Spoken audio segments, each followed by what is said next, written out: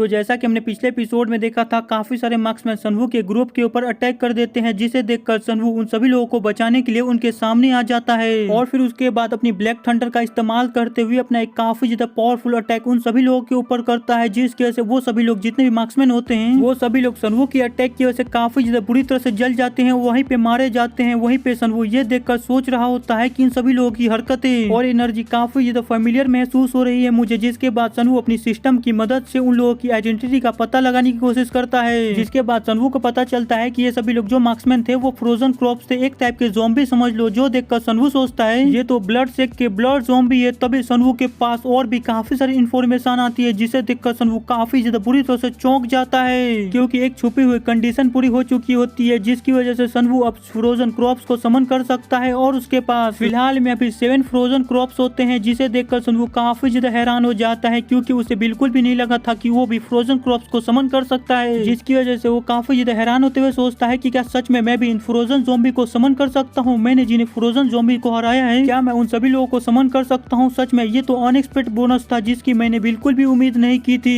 इस चीज की वजह से सनवू काफी ज्यादा खुश हो जाता है और साथ ही साथ वो काफी ज्यादा एक्साइटेड भी हो जाता है, जिसकी वजह से वो अपनी और भी ज्यादा पावर को रिलीज करने लगता है, क्योंकि वो अब और भी ज्यादा ज़ॉम्बियों को मारना चाहता था और उन सभी लोगों को अपनी कलेक्शन में जमा करना चाहता था, जिसकी वजह से सनवू काफी ज्यादा स्पीड में टीआईजी और बाकी सभी लोगों के सामने से गुजरता है। वहीं पे सनवू की इतनी ज्यादा स्पीड देखकर सभी लोग काफी ज्यादा सरप्राइज हो जाते हैं। आगे टीआईजी सभी लोगों को फाइट करने के लिए कहता है और सभी लोगों से कहता है कि अब बस 7 ही मार्क्समैन बचे हुए हैं, चलो हम उन सभी लोगों को खत्म कर देते हैं। जिसके बाद टीआईजी और सभी लोग सनवू के साथ मिलकर बाकी मार्क्समैन को खत्म करने लगते हैं और वो सभी लोग काफी ज्यादा स्पीड में बाकी बचे हुए 7 मार्क्समैन को बड़े ही आराम से खत्म कर रहे होते हैं, जो देखकर वो सफा क्लैन वाला अपने मन के अंदर सोच रहा होता है कि आखिरकार अचानक से इतना ज्यादा ताकतवर पर्सन कहां से आ गया इनकी मदद करने के लिए। मुझे तो लगा था कि ये सभी कमीने यहीं पे मारे जाएंगे, लेकिन इस पर्सन की वजह से पूरी सिचुएशन पूरी तरह से चेंज हो चुकी है। वहीं पे हम सनवू को देखते हैं, जिसने आखिरी बचे हुए मार्क्समैन को भी खत्म कर दिया होता है, जो देखकर सभी लोग काफी ज्यादा खुश होते हैं। वो सभी लोग चैन की सांसें लेते हैं। तभी मॉन्क पीछे से कहता है कि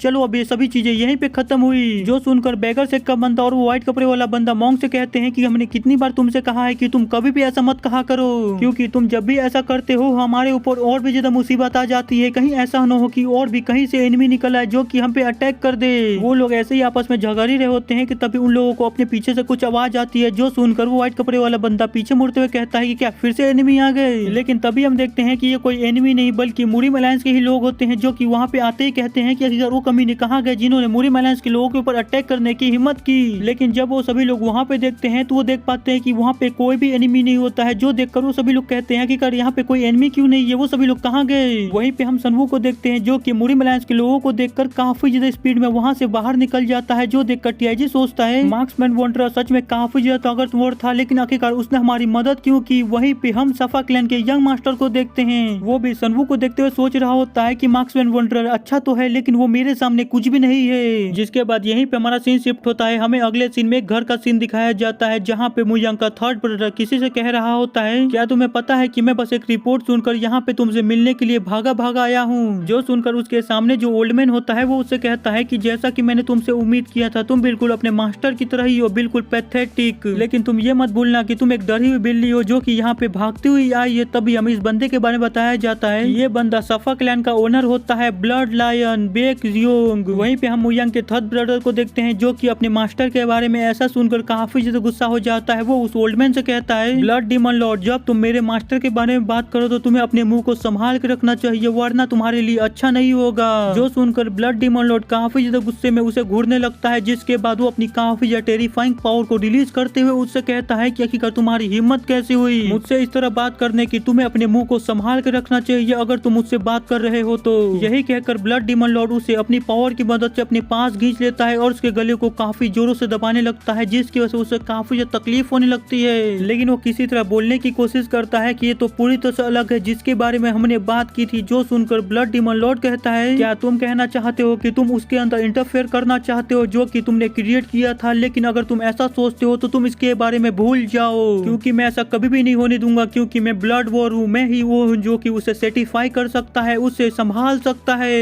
यही कहकर वो उसे छोड़ देते हैं, जिसके बाद वो बंदा खांसते हुए सोच रहा होता है कि सुप्रीम ब्लड लॉर्ड भी काफी ज्यादा मुश्किल से इस चीज को बैलेंस कर पा रहे हैं, वरना अभी तक तो चारों तरफ खून की नदियां बहना चालू हो जाती। क्या ब्लड डीमन लॉर्ड को भी इनहेरिटेंस ऑब्टेन हुई थी? थी, जिसकी वजह से उन्हें पता चल गया कि सेक्ट लीडर जल्दी ही अपनी क्लोज ट्रेनिंग से बाहर आने वाले हैं। उनकी क्लोज ट्रेनिंग जल्दी ही खत्म होने वाली है। मैं तो बस उस कमीने यून सनवू से अपना बदला लेना चाहता था, उसे एक अच्छा सबक सिखाना चाहता था ताकि उसे पता चल सके कि आखिरकार मैं हूँ कौन, हम हैं कौन। लेकिन देखने से लगता है कि यहाँ पे सिचुएशन पूरी तरह से अलग हो चुकी है। मुझे लगता है कि मुझे जितनी जल्दी हो सके उस कमीने यून सनवू से अपना पीछा छुड़ाना होगा और उसे खत्म करना होगा, क्योंकि वो कमीना यून सनवू काफी ज्यादा स्पीड में ताकतवर बनता जा रहा है। हम उसे ऐसे ही नहीं छोड़ सकते हैं। वहीं पे हम उस ओल्ड मैन को देखते हैं जो कि उससे कहता है कि अगर तुम्हारी बकवास खत्म हो गई हो तो चुपचाप यहाँ से दफा हो जाओ। जिसके बाद यहीं पे हमारा सीन शिफ्ट होता है। हमें अगले सीन में सनवू के रूम का सीन दिखाया जाता है, जहाँ पे सनवू बड़े ही आराम से सोया हुआ होता है। लेकिन वहीं पे सनवू के ऊपर कुछ असैसिन उसके ऊपर नजर रख रहे होते हैं। वहीं पे सनवू बिल्कुल ऐसा प्रिटेंड कर रहा होता है कि जैसे उसको इसके बारे में कुछ भी नहीं पता है। और वहीं पे वो सभी असैसिन सनवू को इतनी ज्यादा गहरी नींद में देखकर सनवू के ऊपर अटैक करने का प्लान बना रहे होते हैं। लेकिन तभी अचानक से उनके पीछे का एटमॉस्फेयर एरिया पूरी तरह से चेंज होने लगता है, जिसके बारे में उनको बिल्कुल भी भनक नहीं होती, उनको बिल्कुल भी नहीं पता होता है। तभी अचानक से सनवू अपनी आंखें खोलता है और उसकी आंखें पर्पल कलर की होती है। तभी सनवू काफी ज्यादा स्पीड में उन सभी असैसिन के सामने आ जाता है। लेकिन इसके बावजूद उन दोनों में से कोई भी किसी भी तरह का हरकत नहीं करता है, क्योंकि वो लोग हिप्नोटाइज हो चुके होते हैं और उनको इस बारे में कोई भी नॉलेज नहीं होता है, कोई भी पता नहीं होता है। जिसके बाद आगे सनवू उन लोगों को मैनिपुलेट करते हुए कहता है कि तुम सभी लोग एक ट्रैप के अंदर फंस गए थे, जिसकी वजह से तुम लोग अपने काम के अंदर फेल हो गए। अब तुम लोग यहाँ से जा सकते हो। जिसके बाद वो लोग वहाँ से चले जाते हैं। तभी सनवू अपने सोडो स्फीयर का इस्तेमाल करते हुए कहता है कि मुझे लगता है कि मुझे इस चीज को चेक करना चाहिए। जिसके बाद यहीं पे हमारा सीन शिफ्ट होकर हमें अगले सीन में उस लड़की का सीन दिखाया जाता है, जिसके सामने कुछ असैसिन होते हैं। जिसे देखते हुए वो बंदा काफी ज्यादा गुस्से में कहता है, चलो मुझे बताओ, क्या मैंने डीमन कल्ट के अंदर कोई भी असैसिन की रिक्वेस्ट डाली थी? तो आखिरकार तुम सभी लोग यहाँ पे क्या कर रहे हो?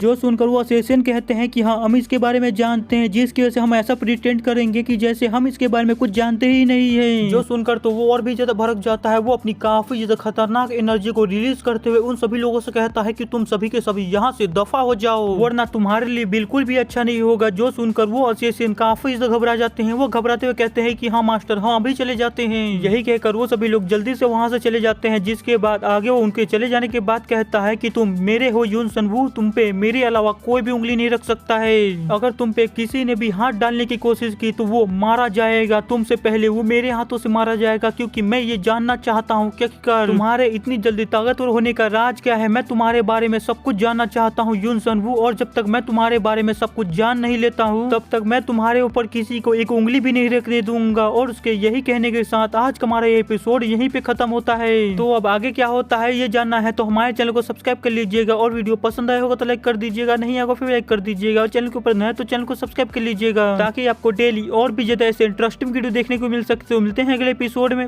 बाय।